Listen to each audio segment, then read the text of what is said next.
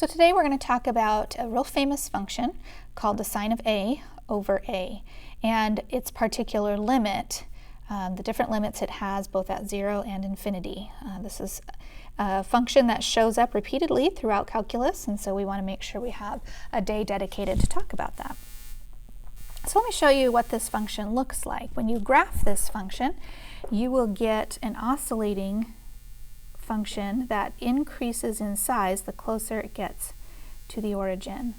And then as it leaves the origin, it continues to oscillate, but as what's called dampens, okay, which means it gets smaller and smaller and smaller as we move out to the right-hand side. This peak right here has an open circle, all right? It is an undefined value right there. Another thing, this function is bounded between the branches of a hyperbola. So a hyperbola function coming down here in quadrant 1, the equation of that hyperbola is 1 over x. And then there's also the branch of that hyperbola, let's keep it yellow, in quadrant 3, also y equals 1 over x. And those form the boundaries in those quadrants. So this function, the green part of the function, will never cross over those boundaries. Also formed in quadrants 2 and 4 are the other branches, and that is the negative 1 over x hyperbola. So hyperbolas have asymptotes at the left and the right-hand side. And so this function will follow in between those asymptote values. So let's look at what's happening. Let's see. So we can say, because of the asymptotes, I can say that the limit as x approaches negative infinity of the function sine of x over x, or sine of a over a, on the left-hand side, because of the asymptote, it will have a limit value of 0. And we say on the right-hand side, so as I'm approaching positive infinity of the sine of x over x, because of those asymptotes, it will also have a value of 0. But what we really want to look at is what's going on in the center, what's going on at 0. So we've got that here for the left, we have 0 here for the right, but what is going on in the middle?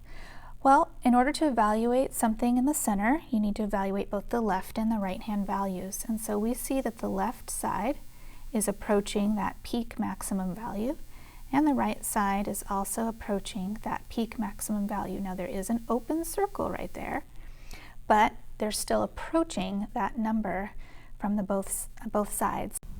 The value right there is the value 1. The maximum peak value, where that hole is, they are approaching a y value of 1. So we say the limit there is the limit of 1. Now we're going to use that in the following example. All right, so we're looking for what the sine of 3x over x is. Now what I need you to notice is that it has to be a matching quantity. It has to be the quantity a inside the parentheses and the identical quantity a in the denominator. And so right now we are missing something right there that would make this limit work. And that's no problem. We can usually beg or borrow or steal what we need using legal math. All right, what we want to have there is we really would like a 3 in the denominator. So if I'm going to introduce a 3, if I'm going to multiply the denominator by 3, I also have to multiply the numerator by 3. That way, I've just essentially multiplied the problem by 1, the same number on the top and bottom, but I've done it in a legal way. I also can pull that 3 out to the front of my limit, because you can pull any constant out to the front of a limit. So let's put the 3 out in the front, and I'll have the limit as x approaches 0 of the sine of 3x over 3x, which is in the form of a over a that we need. And so anytime now that you have it in the form of the same quantity on the top and the bottom, the value of that limit is 1. And so we now have equals the 3 that was out in the front times the 1 of the definition value, and so the answer to this question is 3. So it's not a hard problem to do, you just have to know the right way to prove it by using multiplying by 1 in a legal way. All right, here's another example where this is the reverse. I don't have the same matching values here, so what would I need to do in order for that to be matching? And so I need to get rid of that 3. So I've got the 3x, but I'd like to get rid of it. So I'm going to multiply by 1/3. And if I multiply the denominator by 1/3, I have to multiply the numerator by 1/3. So that will clean up the denominator, and I can pull that constant out to the front. So I'll have 1/3 now out in the front of the limit as x approaches 0 of the quantity sine of x over x, and those values match. Therefore, it'll be 1/3 times the defined value of 1, and so the answer is 1/3.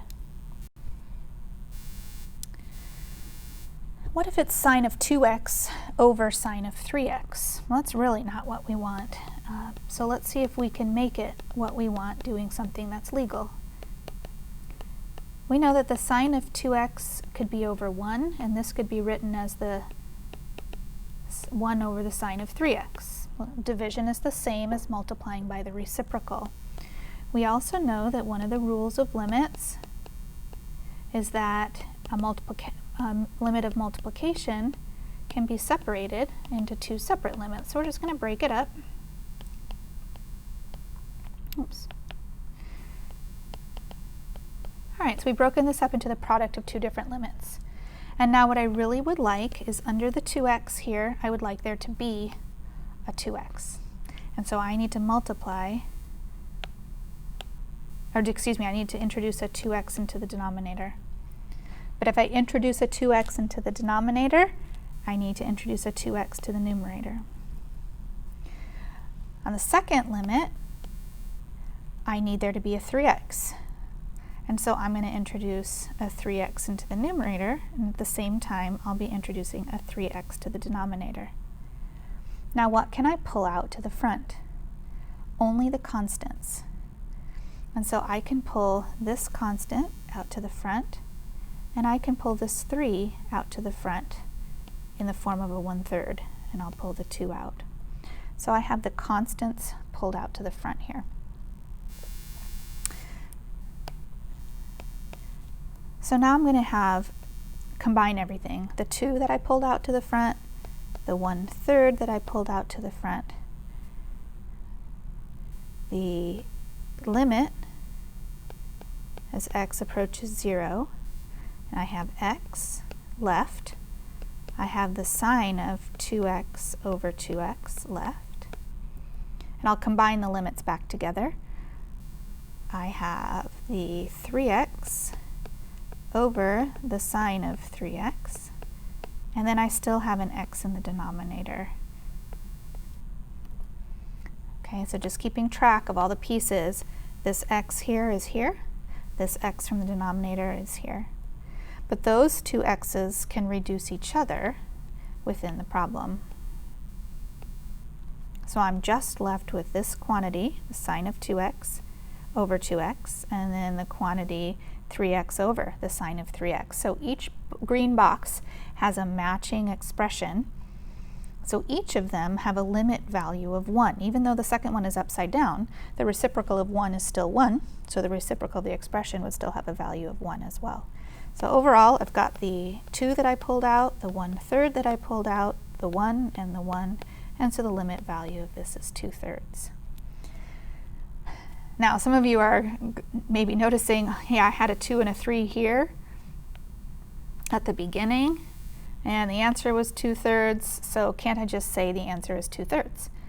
And my answer to that, my response to that would be, if this was a multiple choice problem, of course, absolutely, you can just, if you know it's 2/3, pick 2/3 and move on, multiple choice. But if this is a free response question and they are asking you to justify or prove why it's 2/3, you can't just say, well, I looked at it and I knew it was 2/3. You have to be able to do the math to support why it is 2/3. And so in a similar way here, you might have a gut feeling as to what the answer is. But you have to know how to prove it in a mathematically sound way. So let's tackle what we would do with this tangent of 4x. And so what we're going to do is we're going to take tangent, and we know that the tangent function is the sine of 4x over the cosine of 4x. And this is still over x, but I find it awkward to write a stacked fraction like that, so my preference is to multiply by the reciprocal. So I'm going to erase that, and I'm going to multiply by the reciprocal, 1 over x instead. Then I'm just sort of rearrange the multiplication. I have sine 4x. I'm going to put the cosine 4x as the part under the 1, and I'm going to move the x here. So basically switching the denominators, which is fine when you're multiplying because the commutative property of multiplication, you can multiply in either order. Then what I'd like to do is make sure that 4x matches 4x down here. So we're going to introduce the 4 into the denominator, the 4 into the numerator, and we're going to pull the 4 out front. So we'll have 4 in front of the limit quantity of the sine of 4x that now has its own 4x underneath it. And then the second limit quantity, because this is multiplication of course, so I can separate my limits, of 1 over the cosine of 4x by itself. And so I'll have 4 times this limit value, because of the format it's in, is 1. And then times, now I'm going to plug 0 directly into this limit. And I'm not going to get 0 or infinity. I'm going to have the cosine of 4 times 0, which is 4 times 1 over the cosine of 0. And the cosine of 0 is 1. And so the answer to this is 4. So once again, on a multiple choice, you probably could have looked at this 4 and known that the answer was going to be 4. But do you know how to prove that it turns out to be 4?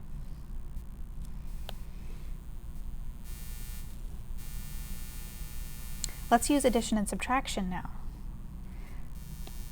Okay, this equation here is an addition equation. So what are we allowed to do with addition?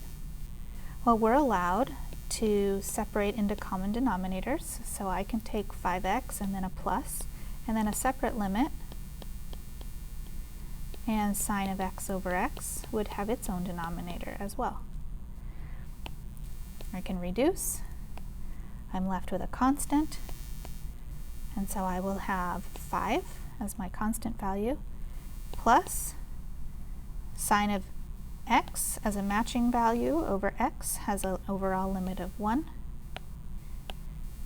and so the resulting answer is 6 for this limit. Okay, last one. What about the cosine of a over a? What kind of limit does that have?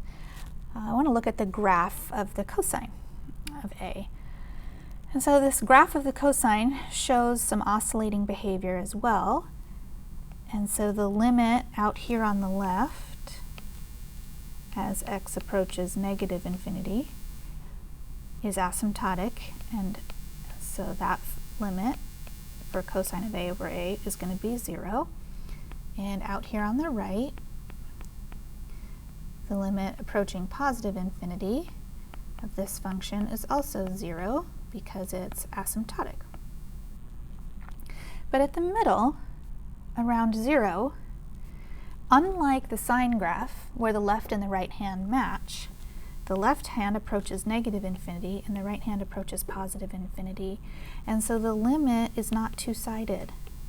And so the limit approaching 0 does not exist here. Only the limits approaching infinity for cosine exist on either side. So, good thing that this question is asking us about infinity. And it's a subtraction problem. So we can use the rules of limits to separate. So we'll have the cosine of x over 2x minus the separate limit of 1 over 2x. What we don't have, but we still need, is a match here. And so we will bring in 1/2 that we need to make it match, which means I need a 1/2 in the numerator, which means I'm going to pull that out to the front. So I'll end up having 1/2 in front of the limit as x approaches infinity of cosine of x over x minus the second limit. So by definition, now that this matches, I know that the limit as x approaches infinity is going to oscillate around the number 0. So this would be 1/2 times 0 minus 1 over 2 times infinity. So we've got 0 minus 1 over, remember 2 times infinity is still infinity, and 1 divided by the largest number possible is the smallest number possible. So we have 0 minus 0, and so our overall answer is 0. All right, less than 20 minutes. Good, that was my goal. So you'll work with evaluating the limits of approaching infinity, and you're going to see a lot of sine, cosine, and other trig functions as you work through your limits for this homework assignment. All right, thanks a lot.